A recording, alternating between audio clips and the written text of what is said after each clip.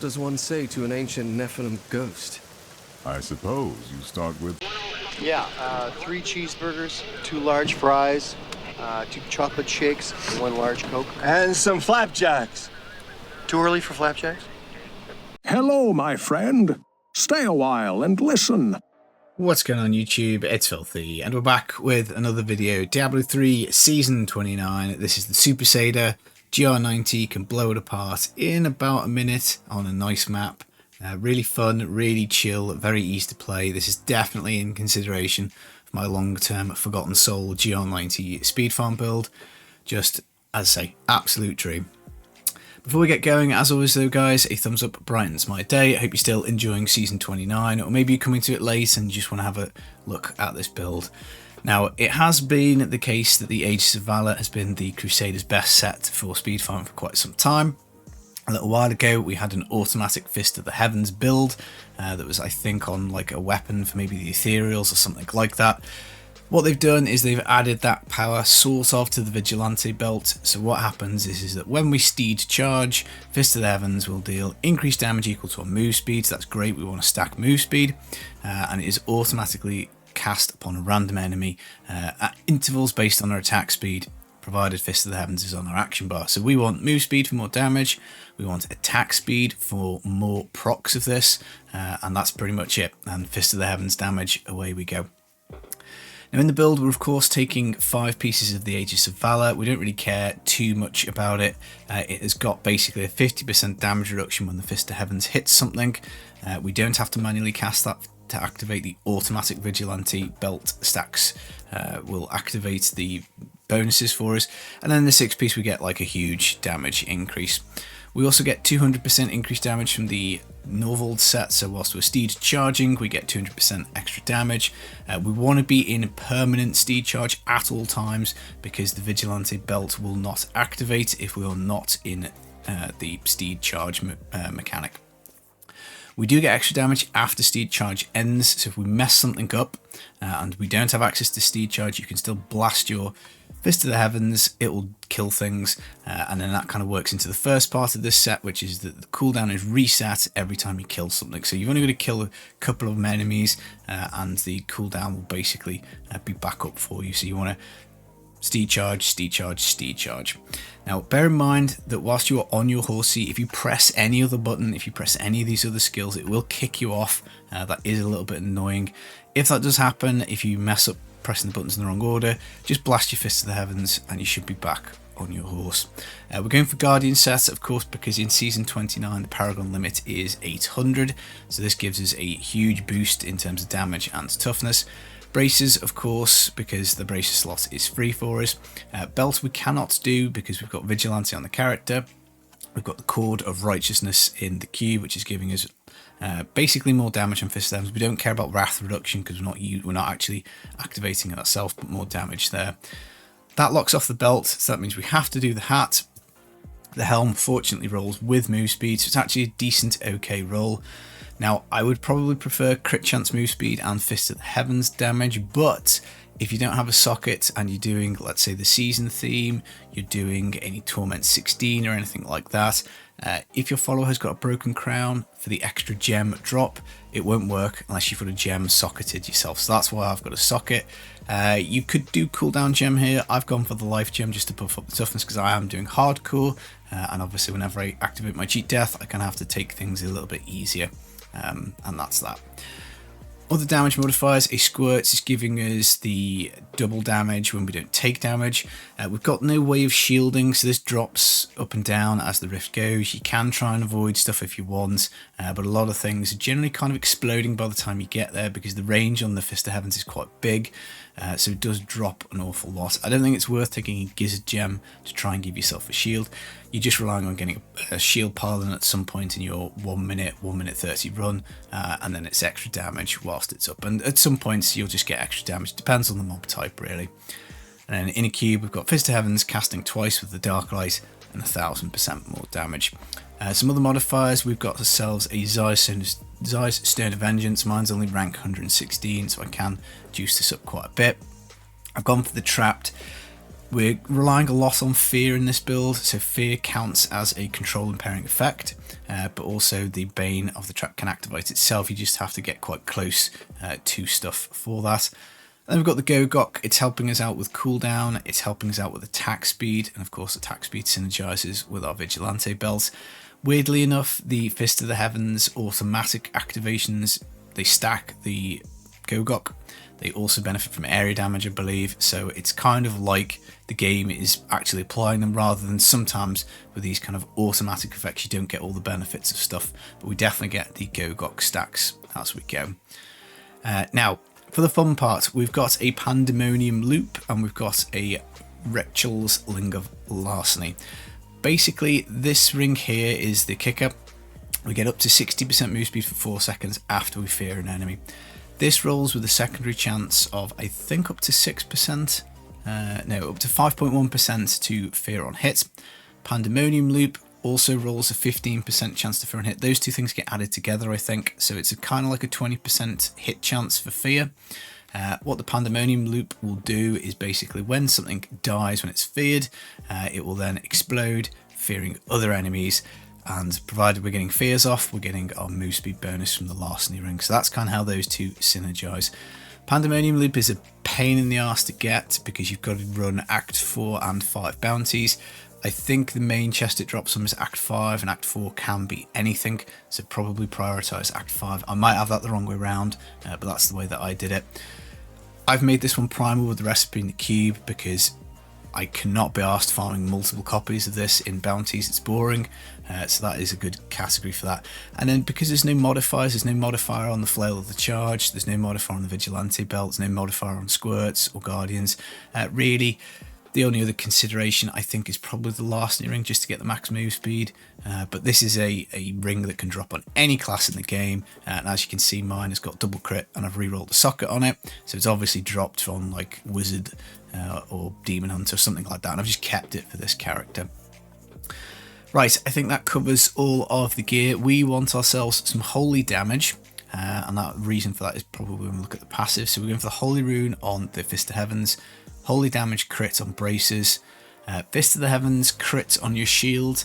Really hard item to get to roll well, this one, but I still haven't found a decent one.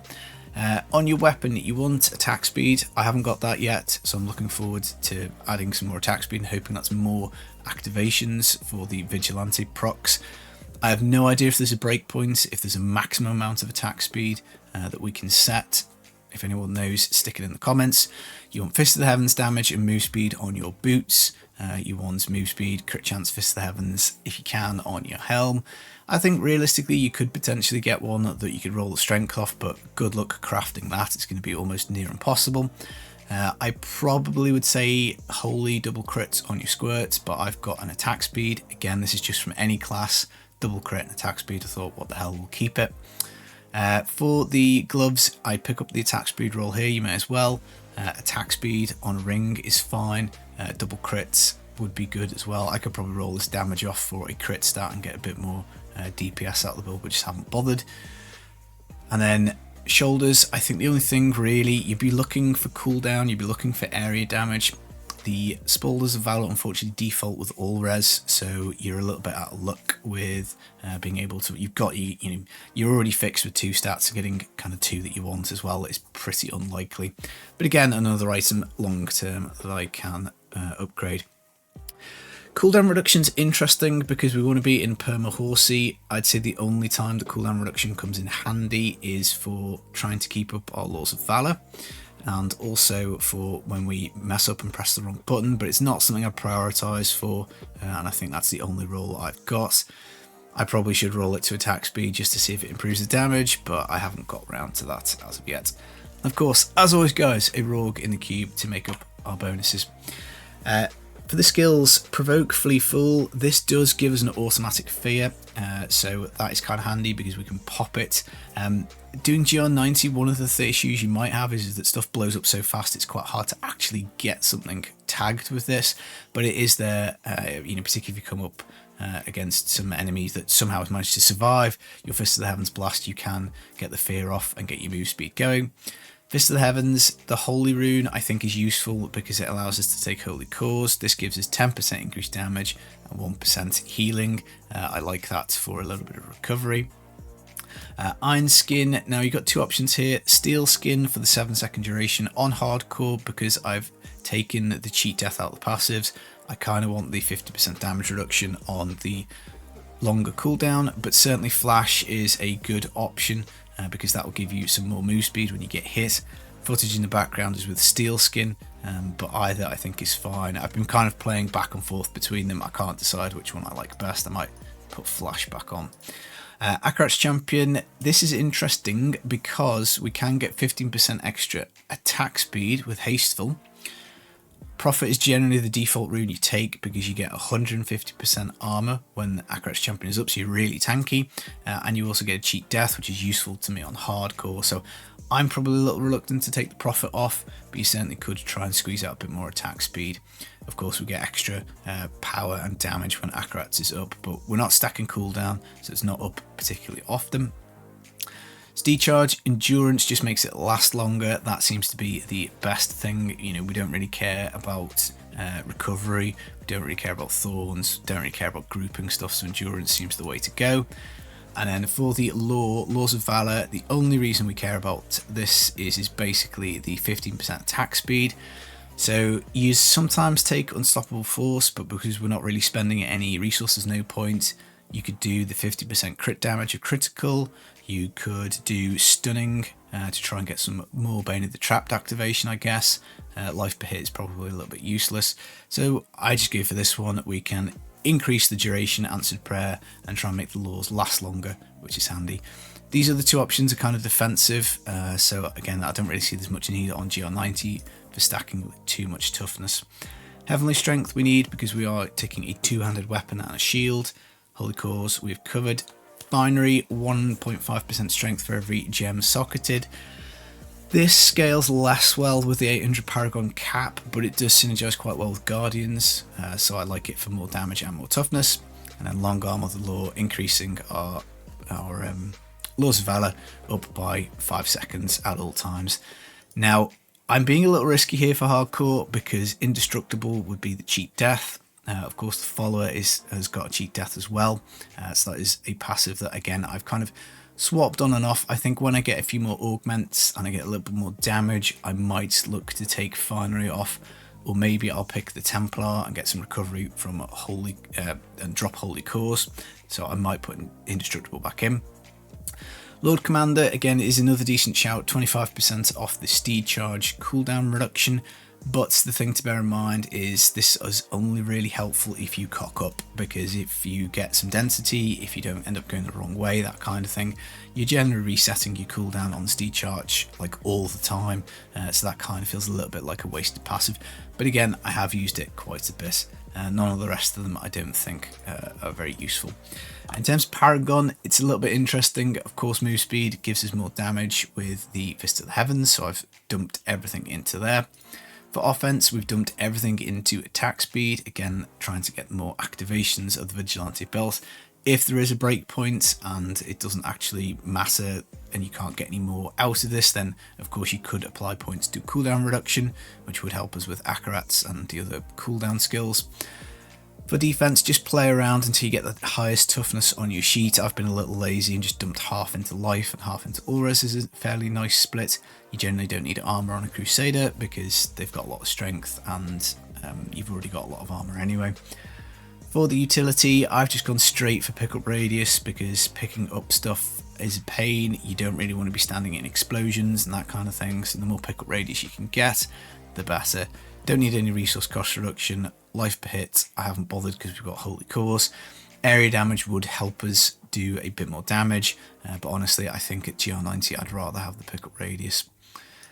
And that is that. Follower, of course, has got NEMS, has got the Flavour of Time, Oculus Ring, and then I've got the cheat death on. Again, you can get some more attack speed if we got the follower absolutely pumped up to the max 25k intelligence. I think we could get another, I want to say it's 10% attack speed, but that does look a little high, but we can get more attack speed out of there. We get a little bit of elemental damage, and then I've taken the powered shield for damage reduction. I think any of the followers probably is fine. I was thinking of going with the Enchantress for the attack speed, but I just need to farm up some more int gear to pump her up to 25, and then I might have a little rejig. Now, you don't have to take these 2 rings here for the move speed. You can do something like a convention of elements for a bit more damage if you're struggling for that. You can take yourself a unity pretty easily if you're looking to increase your damage reduction. You could potentially put the rogue on the character and take something like the Star of Azkaranth, and that would allow you to stand in explosions, which would be kind of nice. And you can go for a Stone of Jordan, because that will allow you to hit elites harder, and that sort of stuff. I did have a setup earlier where I had the rogue on the character, squirts in the cube, and I was using a Hellfire Amulet, and that did allow me to get Finery and Indestructible in, and that was quite nice. So if you can be bothered farming a Hellfire Amulet, there are a couple of extra passives that I think are suitable for this build. That's the guide, guys. I think as I pump this character up a little bit with a couple more augments, so I think we've got 1, 2, is it just 2? It might just be 2 or 3 augments on, so by the time I get this character finished with like 4 or 5 more augments, I think we might be able to do a little bit more with the passives to protect myself for the hardcore death. But yeah, it's a lot of fun, gets through these GR90s super fast, and we can farm ourselves up the Forgotten Souls to use our ludicrous amount of bounty mats this season. But yeah, as you can see, we're running a little dry on 1300. I need to get blasting some GR90s. That's the video, guys. Hope you enjoyed it. I've been the Filthy Casual. Take it easy, guys. Peace.